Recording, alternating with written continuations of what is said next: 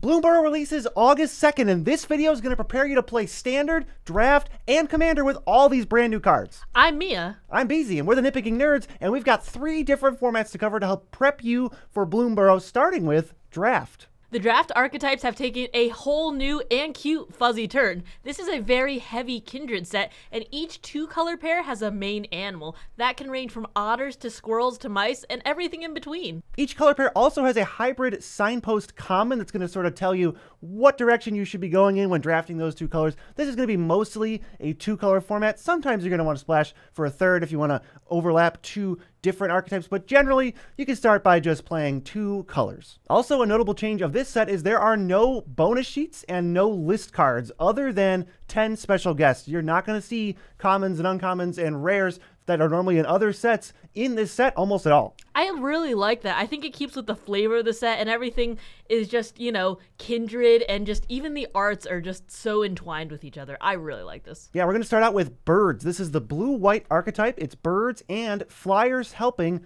non-flyers. We'll go to the signpost common Seed Pod Squire. It's 3 in a blue-white hybrid for a 3/3 flyer.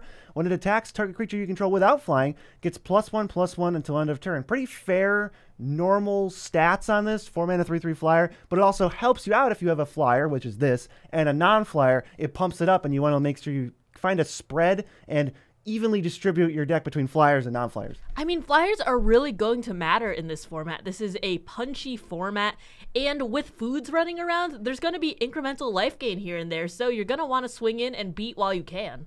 On top of our signpost common, we're also going to highlight a really cool build around at uncommon or rare for these archetypes. This one is Plume Creed Mentor, 1 blue-white for 2/3 flyer. When it or another creature you control with flying enters, you put a +1/+1 counter on target creature without flying. So now the buffs are permanent. This is, of course, a 2-color card. The thing about hybrid cards is you can play them in either any white deck or any blue deck, so they're much more versatile. So they're obviously a little bit weaker overall. This is, once you're in both colors, you snap this thing up because it does exactly what you want. This is incredibly versatile, especially with things like Offspring running around. You can build up counters if you do have the mana to pour into those, because those are extra bodies hitting the field with the abilities that the original creature had. Overall, it's going to be really important to make sure you're building up those counters so these creatures get really big and just punch it their way into the win. Yep, next up we got blue-black, which is rats, and that theme is Threshold, which is having 7 or more cards in your graveyard. There's a lot of new mechanics, and we are going to explain all of them as we go here. This one is Mind Drill Assailant for our signpost common. It's 2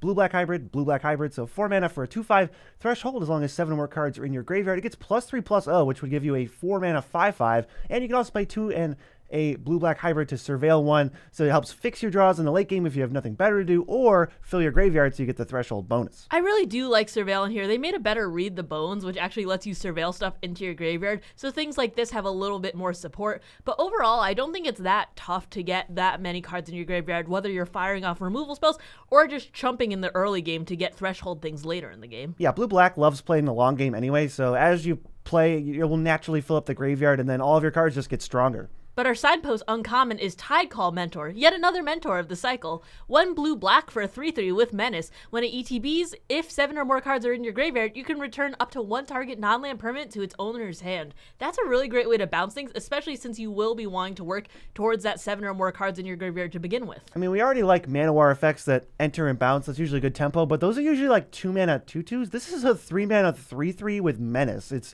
huge upside, potentially showing you like an aggressive slant of this, although Threshold usually reserved for the late game. If you can somehow turbo this out, though, turn 4 or 5 and have Threshold, you're in business. I'm getting a feeling that that Menace will really matter, especially in the early games when you can start swinging in and people don't want to lose their early value creatures. The next mechanic we have is the Rakdos, or black-red mechanic, and this is Lizards. Lizards want to make opponents lose life, whether that's just through attacking or through other effects. The signpost common for this is Cindering Cutthroat, 2 and a black-red hybrid for a 3/2, but it ETBs with a 1/1 counter on it if an opponent lost life this turn, and if you pay 1 and a black or red hybrid, Cindering Cutthroat gets Menace until end of turn. That actually can get very, very big if you let it. Yeah, we saw blue-white wants to get flyers into the sky. Blue-black kind of wants to play this long game and trade off, and red-black is really, really aggressive. You just want to make sure they're losing life every single turn, so all of your stuff gets extra bonuses, and then when you get extra bonuses, it snowballs, because now those cards, like this one, are more likely to deal damage to them, triggering your stuff in the future. I'm excited for the aggro of this. There are some pretty good payoffs. Yeah, and this card, you might see it in green-red decks because it's got the hybrid, or you might see it in black-blue decks. I love the fact that all of these Signpost commons can be played in a wide variety of decks. Probably very safe early picks, because when you take this card early, you know that you can play it in any black deck or any red deck or a black-red deck. Hybrids make this so flexible, and our Signpost uncommon is Fireglass Mentor. Black-red for a 2/1. At the beginning of your second main phase, if an opponent lost life this turn, exile the top 2 of your library. You could choose one of them. Until end of turn, you can play that card. I love the card advantage of this, especially since you can get lands off the top to play them. This thing is a huge value engine. It's just going to make sure that you're never going to run out of resources while you're beating them down. There's plenty of non-combat ways, even in these colors,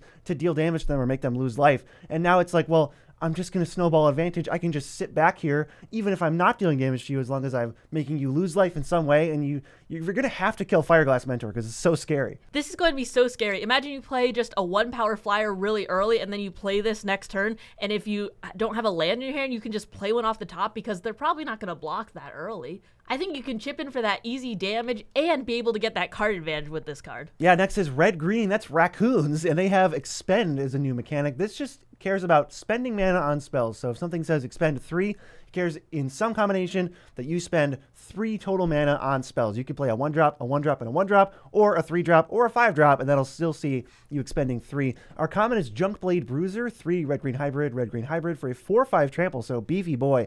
And whenever you expend 4, which is of course spending your 4th total mana to cast spells during a turn, it gets +2/+1 until end of turn. So when you tap out for something after this and play some big spell, now it's a 6/6 trample, and it's just going to ruin people. I like the expend mechanic a lot because it's not just during your turn, it's just during a turn. So if you have a more costly removal spell, for instance, it might not feel as bad to put that if you got that like last pick, but it's still something you need to play because you can still get the expend like bonus off of it. Yeah, this is not going to be one of the higher picks of the Signpost commons that we've read because it is a little bit more expensive, and you do have to follow up your 5-drop with other things.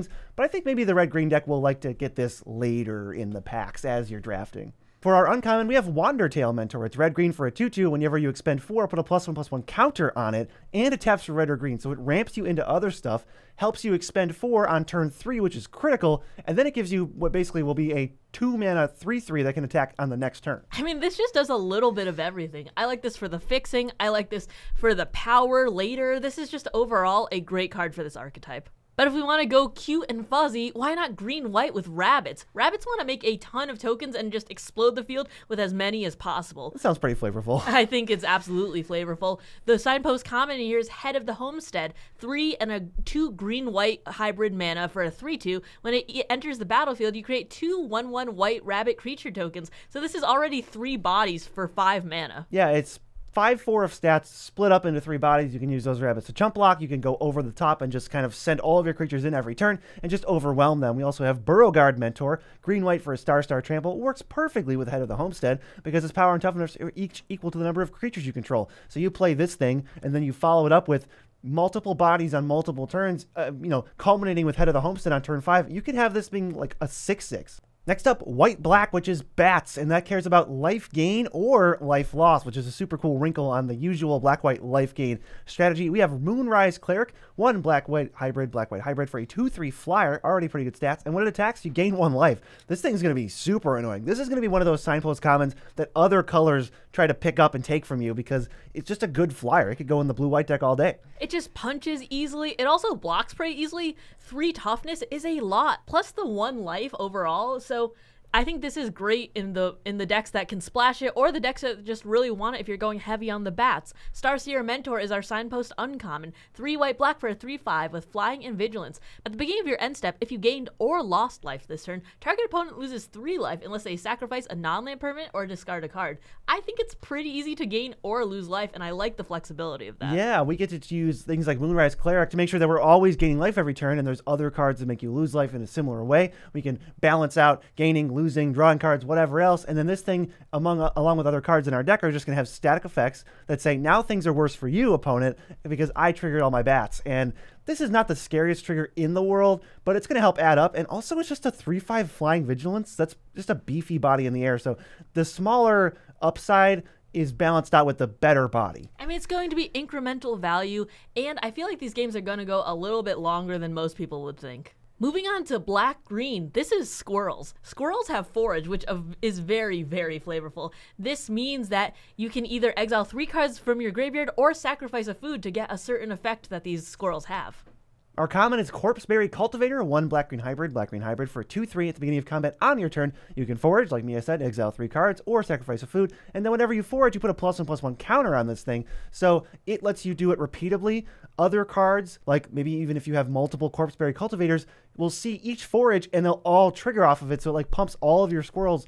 And if you have other things that are foraging for different reasons, this gets bigger as that happens. I think this is a pretty strong mechanic in the draft archetype overall, because you can splash into Threshold a little, like how those cards put things into the graveyard. So if you don't have foods on hand, you can just exile them. They just have multiple uses, and I really like that in a set. Yeah, we're going to talk about a rare for this one. This is Camellia the Seed Miser, 1 black-green for 3/3 menace. Other squirrels you control have menace, and whenever you sacrifice 1 or more foods, you get a squirrel, which will now have menace, and you can pay 2 and forage to put a +1/+1 counter on each other squirrel you control. This thing just seems like a bomb, and every squirrel deck's going to love it. If you see this early, you're going to be in squirrels now, because this thing just looks really, really strong. And I think squirrels, in our experience, have a lot of ways to fill the graveyard. I know Cash Grab is one that I had liked. It makes a food, fills your graveyard, finds squirrels. It really just does it all, and it helps tie these decks together. If you can get the continuous mill plus forage going, this is the grindy deck that people are not going to be able to beat. I really like this middle line of this. Whenever you sacrifice 1 or more foods, you create a squirrel token, because usually, in my opinion, when you have to sacrifice foods, usually the mana investment is what's stopping you from doing it. But if you sacrifice it to forage, you're just going to be getting all these squirrels, and you don't have to pay to get that payoff. That's a really just overall good value. Yeah, next up we got green-blue, which is frogs. Now, green-blue historically has not had the most direction, but I think they did pretty cool here. This is entering and leaving the battlefield. Our common is Pond Prophet, green-blue hybrid for a 1/1. Enters the battlefield, draw a card. Very simple. Actually, it's just when it enters, draw a card. And you're going to have cards that are in your deck alongside it, commons and uncommon payoffs, that say return a creature you control, or flicker a creature, exile it, then return it. Let's look at our uncommon. We got Lily Splash Mentor, 4 mana for a 4/4 reach, 1 green-blue, exile another target creature you control, then return to the battlefield under its owner's control with a +1/+1 counter on it, activate only as a sorcery. If we pair that even just with Pond Prophet, we're now drawing extra cards over and over. It's obviously at sorcery speed, so you can't like infinitely chump block, but that's just good value for Simic. Hopefully, on a 4/4 reach body, we've got enough going on that Simic can stake its claim in the limited format. You're going to be able to churn through your deck, and with this uncommon at least, you can make your creatures at least a little bit bigger. The next archetype is blue-red with otters, and otters are spell slinging everywhere. Our common is Tempest Angler, 1 and 2 blue-red hybrids for a 2/2. Whenever you cast a non-creature spell, you put a 1/1 counter on him. That can get really big, especially with there's a lot of little like combat tricks for 1 mana or 2 mana, and that could just build up over time. This creature is very hard to block. It's also going to be, when you're blue-red, you're looking to balance your creature and your spell count. You're probably going to have a much higher spell count, and even can afford a lower creature count because your creatures are going to hit harder, and you'll have a lot more stuff to back them up. We also have Stormcatch Mentor. This thing is aggressive. It's blue-red for a 1/1 haste prowess, and your instant and sorcery spells cost 1 less, so you can fire off this plus a removal spell plus a combat trick all in the same turn, and it's going to make blocking miserable or impossible for your opponent, and that's just how you're going to win. This seems like an aggressively slanted archetype, just at least from looking at these 2 cards. I feel like a lot of the red like overall of this set are very aggressive, and I'm happy to see it. This feels like it's balancing out some of the grindier ones like Golgari or the Dimir ones. This is going to be the fast, punch you hard type deals. Oh yeah, we're going to round it out with the most aggressive archetype, Red-White Mice, which has Valiant. Valiant is another new mechanic. It says when it becomes a target of a spell or ability, for the first time each turn, it gets some kind of thing, a counter or a buff. Let's look at Veteran Guardmouse, 3 and a red-white hybrid for a 3/4. It has Valiant, and then when it becomes a target of a spell or ability you control for the first time, it gets +1/+0 and first strike, and you scry 1. That will make it a 4/4 first strike. This card is basically unblockable. No one is ever going to block this because they know that you have something, and that will make it 4/4 first strike. That's almost unstoppable in combat. So this thing, whether you have something or not, is just going to crash in the red zone and make things difficult for your opponent. There's also some combat tricks that say, like, if you have a mouse, it gets like a little bit extra. So that can, and they're pretty cheap too. So that's going to really help you with your aggro strategies, and just being able to target these will make them even bigger. Our uncommon is Seaglaive Mentor, 1 red/white for 3/2 with vigilance and haste. Whenever it becomes the target of a spell or ability you control for the first time each turn, you put a 1/1 counter on it. So it's just going to get permanently bigger, plus that vigilance. I mean, the haste is what I'm looking at. If your opponent misses playing a 2-drop and you're on the play, you just hit them for 3 uncontested, and they just feel like they probably already lost the game. I mean, that's such a big chunk of life, especially so soon. But that they've taken 3. They don't have a way to add to the board. Now they're untapped and they draw. Best case scenario, they're going to play like a 3-drop. You kill it and then just crack in again. It's rough for them. So that's a brief overview of the 10 draft archetypes. However, if you're drafting, we're all looking for those absolute bombs, windmill slam first pick. So we've each taken a second to go over what we think our pick for the bombiest bomb, the most unbeatable, pick one, pack one limited cards are. Mia, why don't you go first? I am so excited about this card. It is Dragon Hawk, Fate's Tempest, 3 red/red for a 5/5 with flying. When it enters or attacks, you exile the top X of your library, where X is the number of creatures that you control that are power 4 or greater. You can play those until your next end step. At the beginning of your next end step, it deals 2 damage to each opponent for each of the cards that are still exiled. I think this is a powerhouse. It does it upon attack. And it'll deal damage if you can't play the cards, and if you can't play the cards, that's just advantage. I feel like you have like maybe a turn or 2 of a clock before this kills you. Pretty much. 5-mana 5/5 flyer is already like a must-answer threat, and it's dealing damage to you right away, which is essentially just unblocked damage you can't stop. And then it's going to accrue card advantage or deal more damage to you. I mean, like if they play a 4/4 on turn 4 and then this on turn 5, that flips 2 cards right away. You take 4 damage. Next turn they can play another 4-power creature. Now it attacks. You take 5 damage, and that's 3 more cards that are exiled. Forget the card advantage. You might just be dead. I love this too because say you flip a couple lands off the top and you don't need them. Okay, that's 4 damage to your opponent. That is a big chunk of life in a 20 life format. For my pick of bombiest bomb, I'm going a little bit further down on the curve. I think a lot of the underrated best cards in the set end up being very, very cheap because it means that even if you don't draw a lot of lands, you will still play these cards. Mine is Innkeeper's Talent. I think this card is busted in half. It is 1 and a green for an enchantment class.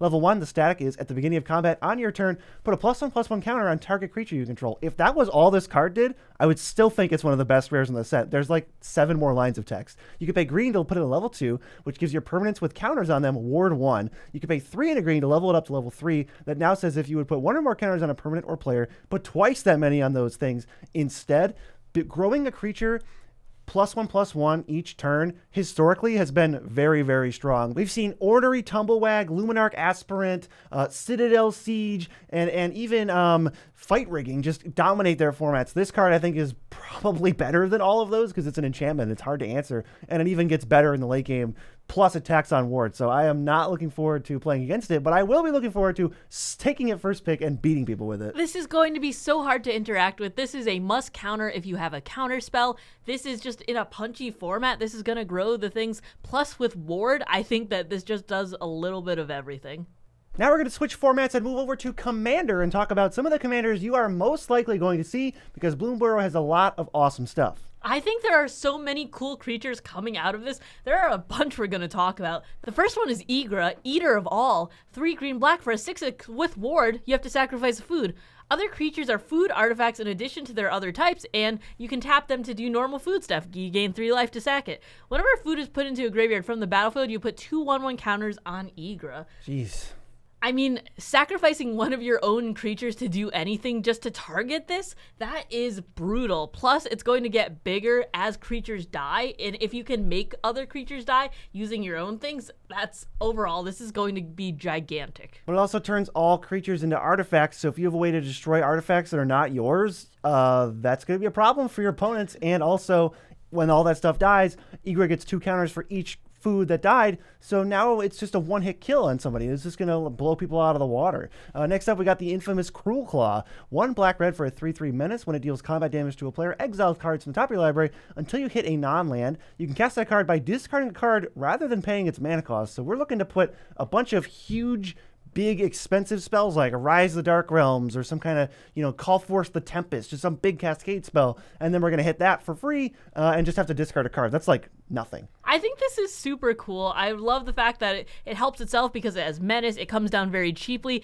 and just discarding a card and casting something really big for free. I think that'll make some really fun and cool play patterns. And how about giving it double strike for extra value? That's what I'm thinking. Oh, that's good. Next up is one of my favorites from the set, Zinnia Valley's Voice. Red, white, blue for a 1/3 flyer. It gets +X/+O, where X is a number of other creatures you control with base power 1, but creature spells you cast have offspring 2. The juices are flowing for deck building because now you're thinking, what's a creature that I've always wanted more of? Not only can I make token copies of it, but I'm now opening the door to make more token copies by populating or whatever else. I love this card. I'll talk about it a little bit later, but I was actually thinking about brewing this. There's so many entering the battlefield triggers that we want more of.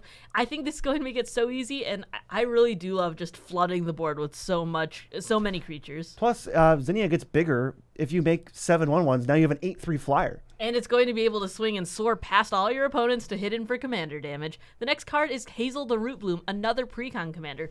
2 green black for a 3/5. If you tap her, pay 2 life and tap X untapped tokens you control. You can add X mana in any combination of colors. Beginning of your end step, you create a token that's a copy of target token you control, but if it's a squirrel, you create 2 of them instead. This is great for your squirrel decks, or overall, if you just need to utilize a bunch of tokens that you have, whether that be food, treasure, whatever, and you don't want to sacrifice them, you can use her as like a very rampy mana dork. Yeah, this does a little bit of everything. You can play a bunch of squirrels, you can try to make extra big tokens and then copy them, or you could just go the food, treasure, whatever basic token route and make a bunch of mana by untapping Hazel over and over. Paying 2 life is not that many life, so I think I'd be willing to do it more than once a turn if I could untap her. So big potential from Hazel. Let's go to Maha. It's Feathers Knight, the brutal commander of the set. 3 black for a 6/5. Flampler with Ward, discard a card, and creatures your opponents control have base toughness 1. So if you pair this with, let's say, Kervek the Spiteful or Knight of Soul's Betrayal, this just says your opponents don't get creatures. They're all dead.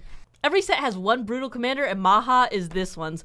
Just base toughness 1 overall is going to be very tough for your opponents to overcome. But the de facto Naya commander for tokens is Baleen the Haymaker, green, red, white for a 4/3. If you tap 2 untapped tokens you control, you can add 1 mana of any color. You tap 3, draw a card. Tap 4, you put 3 1/1 counters on Baleen, gains trample until end of turn. And it does not say you can only do those once per turn. So if you have a ton of tokens, you can get so much advantage or just so much stats on your commander. And none of that is sorcery speed, so you can just pass the turn with all your tokens up, and then at the end of the turn of the person before you, right before you go, you figure out what you want to do. All right, I'll put 9 counters on Balin, or I'll draw 3 cards, and then I'll throw out some more stuff from my hand. Balin is really, really cool. I love that it can go a bunch of different ways. It reminds me of like Kumena from Rivals of Ixalan, where it's like, you can do this, and you can do this, and if you got a bunch of them, you can win the game. I think this is going to be a big powerhouse, especially since it can gain so much advantage through the game and not just at the end like a Jetmir finisher type deal. We're also going to look at powerful cards in the 99. These are going to be probably some of the best ones,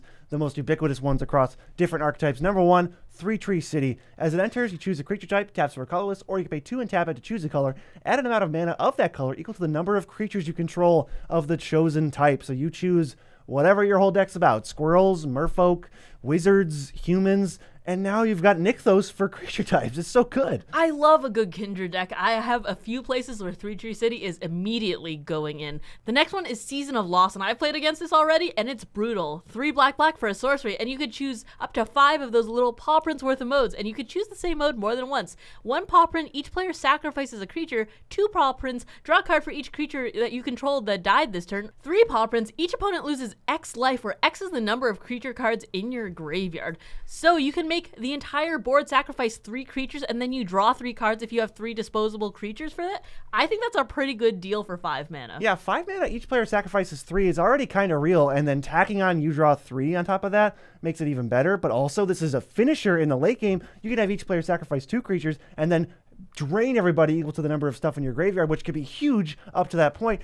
Also, since this is so modal, you could sacrifice a bunch of stuff before this even is played. Then it still tracks everything that died. So if you had 17 creatures die under your control this turn, you draw 17 cards. I'm a big fan of Season of Loss. You're going to see it in a bunch of graveyard decks. It's a really cool win condition. Let's move to a Storm card. Ral, Crackling Wit. 2 blue-red for a 4 loyalty planeswalker. When you cast a non-creature spell, he gets another loyalty. +1, you make a blue otter. That's a 1/1 with prowess. -3, draw 3 cards, then discard 2 cards. -10, draw 3. You get an emblem with instant and sorcery spells you cast have storm. So it fills you back up. It rewards you for, putting a bunch of loyalty on him by spell slinging, and then now your instant sorceries are basically unbeatable because I don't know how you're supposed to lose the game when everything you do stacks up on top of itself. That is a juicy ultimate, and I don't think it'll actually be as tough as you'd think to get to it, especially if you have a bunch of little cantrips in your deck. I think in one turn cycle, if you have a couple storm cards and a couple 1-mana cards, you can get there. I love spinning my wheels, so Ralph seems like it's right up my alley. Maybe you'll have to put it somewhere. What's the next card? The next one is Agate Instigator. 1 red for a 1/3, but it has offspring 1 red, which means you can pay 1 in a red to make a 1/1 copy of this creature with all of the text on it. Whenever another creature you control enters, this creature deals 1 damage to each opponent.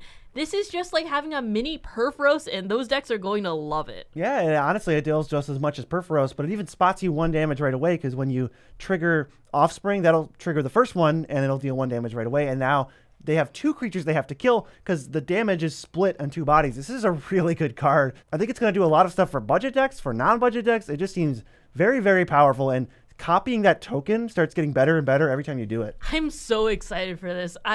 I love these types of effects. I love making a bunch of little creatures, and I think this is going to have a lot of homes, whether that's like the damage doublers and triplers, or just the types where you're just trying to make a big board as fast as possible. I'm going to be hyped on copying tokens, and that one of the best ways to do that is for the common good XX green sorcery, create X tokens that are copies of target token you control, then tokens you control get indestructible until your next turn, then you gain 1 life for each token you control. Those second 2 things didn't need to be there, but I'm happy they are. It's just a nice bonus to have. If I make 1 really cool token, now I can pay 5 mana to get 2 more of them, gain some life, and they're hard to kill until my next turn. That's sweet. That is a big effect. That is going to be so much just incremental advantage. Oh, and you're going to be getting your best token every single time. I love the fact that there's so many cool ways to make tokens in here, which it kind of brings me to my favorites of this set. One of them is Zinnia, as I mentioned earlier. I think that there are super cool things in the set. Just there's going to be like, I finally can play more Populate. I've been looking for a home for that for such a long time,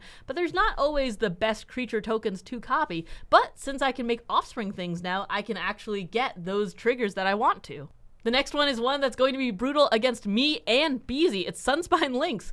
2 red for a 5/4. Players can't gain life. Damage can't be prevented. When it enters, it deals damage to each player equal to the number of non-basic lands that player controls. For someone who likes a Field of the Dead mana base and someone who likes playing 3+ colors, that's going to hurt quite a lot. Yeah, this thing's just going to end games. It's going to be... I like putting a little pressure on the table, getting the game over with sooner, and this just seems like a very strong card. There's no downside for you. It really isn't, especially if you're playing it in a mono red deck. It's like, ooh, maybe I take a couple off it if I have a couple utility lands for like a War Room or something, but everyone else is going to take 5, 10, depending on how much they're ramping. Yeah, what's your next favorite? My next one is Bloodroot Apothecary. It's a poison card, 2 and a green for a 3/3 with Toxic 2. When it enters, you and target opponent each create a treasure token. Whenever an opponent sacrifices a non-creature token, that player gets 2 poison counters. Until this thing is off the board, that completely shuts off your treasure type strategies. Yeah, you just can't do that. This is not a thing that you can engage in. I also like the Wombo combo with like Tragic Arrogance. Force them to sacrifice all their non-creature tokens, and then they just die. I really like that.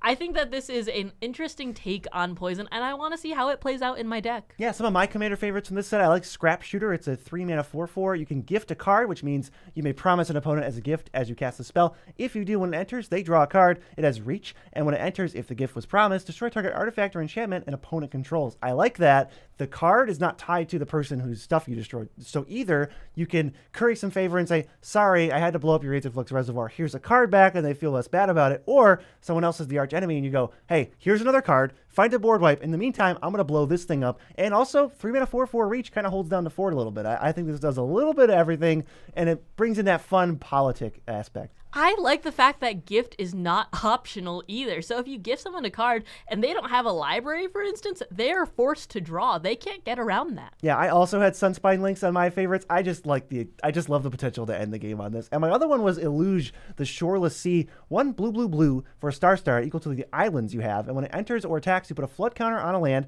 It's an island along with its other types for as long as there's a flood counter on it. And the first instant or sorcery you cast each turn costs blue or 1 generic less for each land you control with a flood counter on it.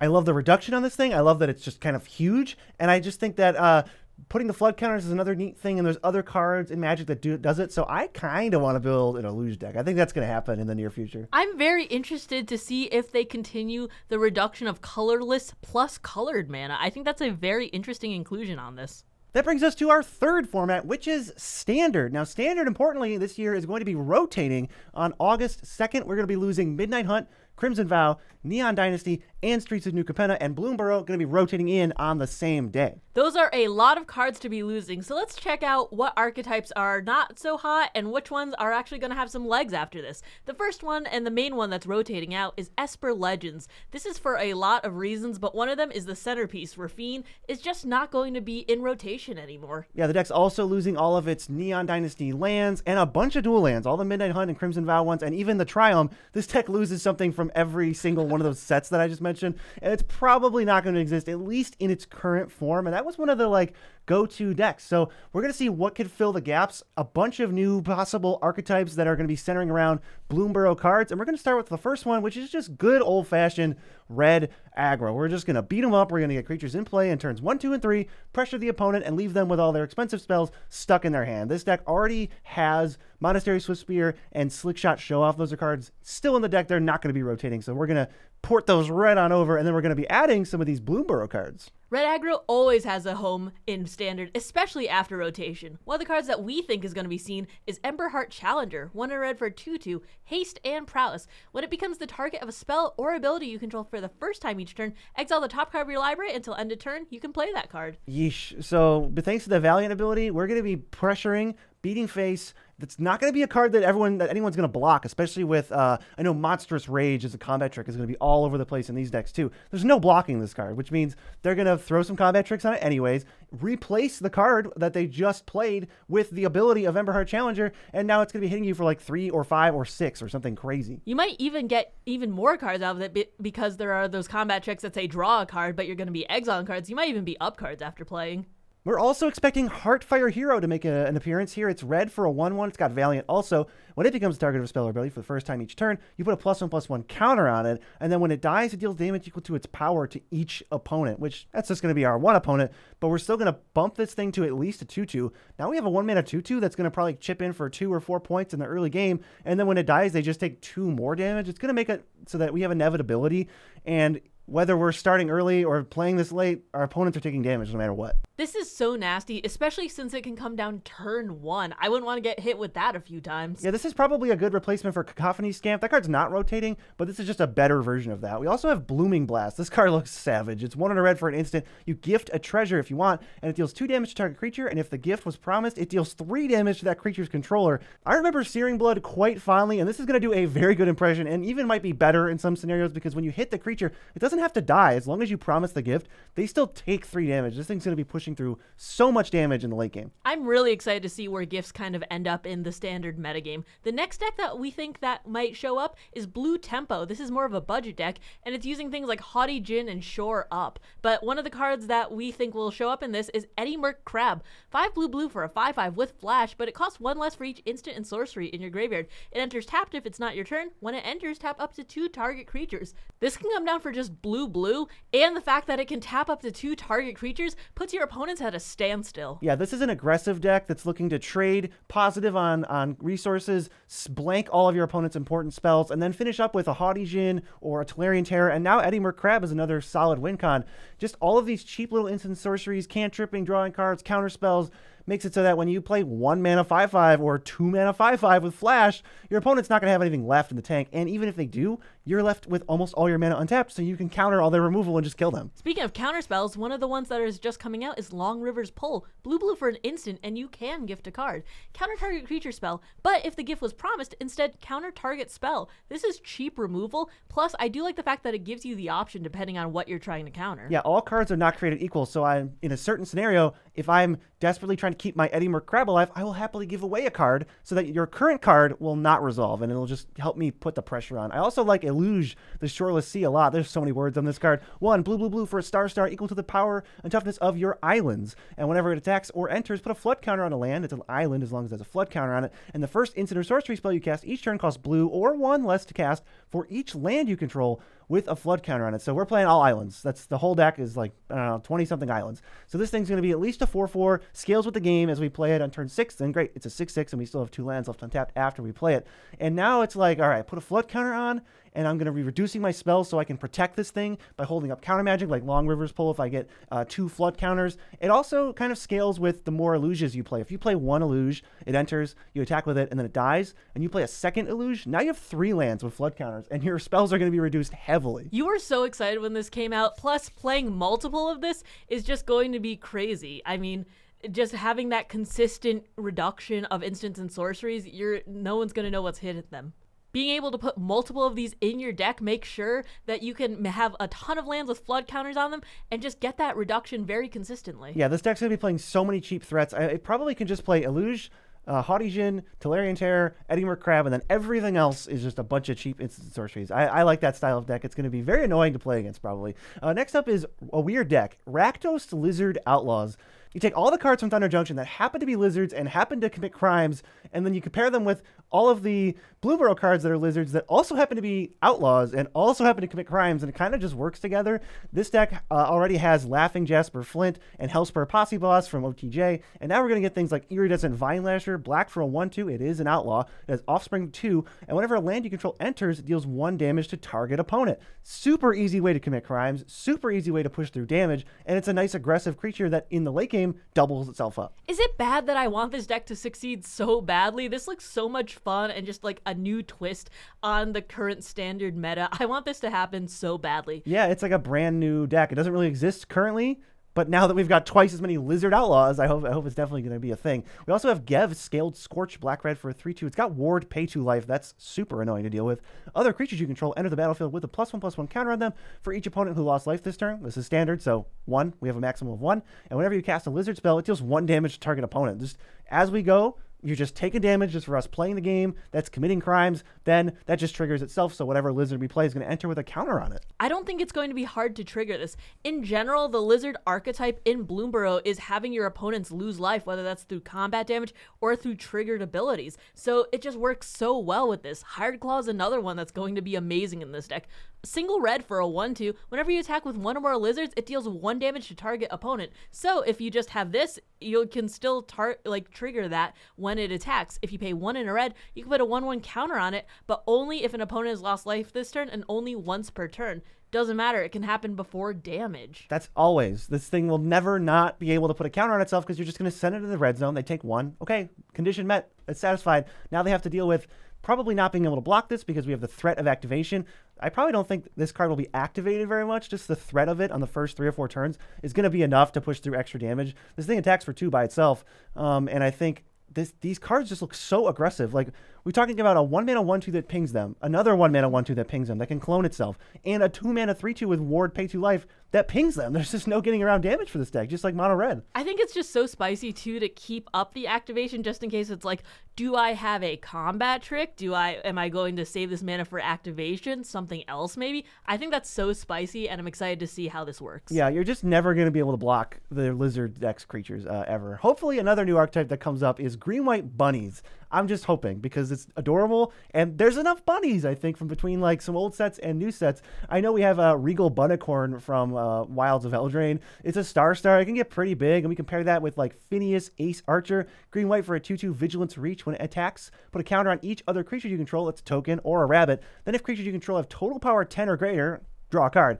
That feels secondary to the rest of the card. 10 power is a lot. We're probably winning if we have that. But we're promoting going wide, and we're getting a repeatable Anthem on a 2-mana 2/2 with Vigilance. I think it's going to be actually not as hard as you think to get that 10 power. Harvest Right Host is a new one that's going to help with that. When it or another rabbit you control enters, target creature you control gets +1/+0 until end of turn, which can really help with that buff.